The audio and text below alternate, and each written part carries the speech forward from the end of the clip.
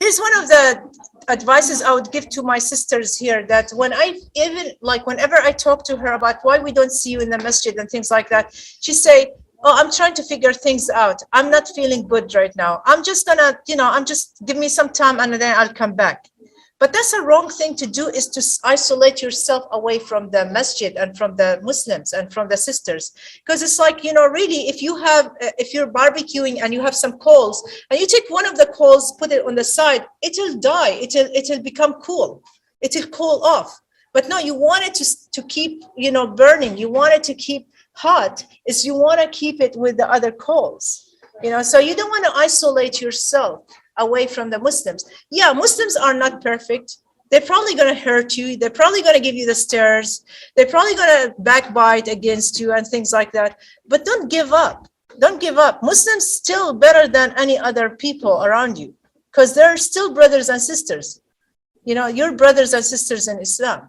And we're here for you. And if you need anything, we're here for you. And you can open up to us, and we try to treat everything with confidence, and we try to help you as much as we can, inshallah, or try to find the good resources for you, inshallah. Yeah. And I want to echo something that she said really quick about I might be even more emphatic than our sister was. Muslims will hurt you. Muslims will disappoint you. It's not a possibility, it's an inevitability. We're human. Even the Prophet alluded to this when he told us that every child of Adam commits sins and makes mistakes. So if you expect to interact with Muslims and never face disappointment and challenges and even zulm being done to you, then you're living in a fantasy. Rather than being shocked by that, realize that it's one of the tests that we all are going to go through, etc. And there's various levels of it. There's the small interpersonal difficulties that we face sometimes when you start to do things at the level of, like in my case, working with institutions. Oh, trust me, there's a whole new brand of fun you get to have with Muslims when you work for an institution. There's a whole bunch of things that happen that are less than what you would desire sometimes. It's part of the challenge. You have to navigate, how do you continue to move forward? It's not a question of how fast, but continue to move forward in the circumstance in which you find yourself. Far too often, we don't have a lot of control over our circumstances, but what scholars of Suluk, the spiritual traveling, what psychologists and psychiatrists all would tell you is that you can't control your circumstances. You can't control other people. What you can control is yourself and how you respond. So your battleground, your field of endeavor is in between your ribs.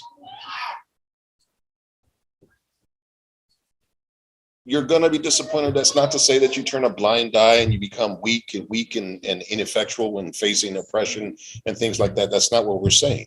But understand that your primary battle is with yourself and how you deal with everything that comes your way.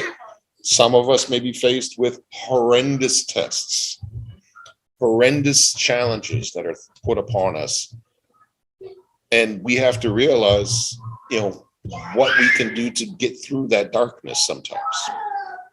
And as difficult as it might be, sometimes to look at ourselves and ask ourselves, were there decisions we made? Were there choices we took that were maybe ill-informed? We may have had a perfectly legitimate reason to have made that ill-informed decision, but did we make decisions that led to this point? And inevitably, the answer is going to be yes. Whatever direction your life has taken, there were choices available to you. The choices may have been between a rock and a hard place, but you had choices.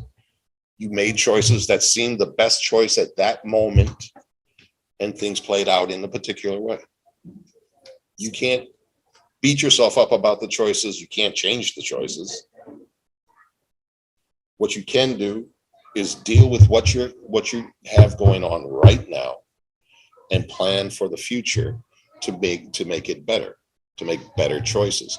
This is what Ibn al-Qayyim, rahmatullahi alayh, spoke about when he spoke about past, present, and future, and how we approach past, present, and future. We shouldn't get trapped in the past. We shouldn't be oblivious to our present, and we shouldn't ignore the future. We need to be aware of our surroundings, learn from the past, do our best in the present, and plan for the future.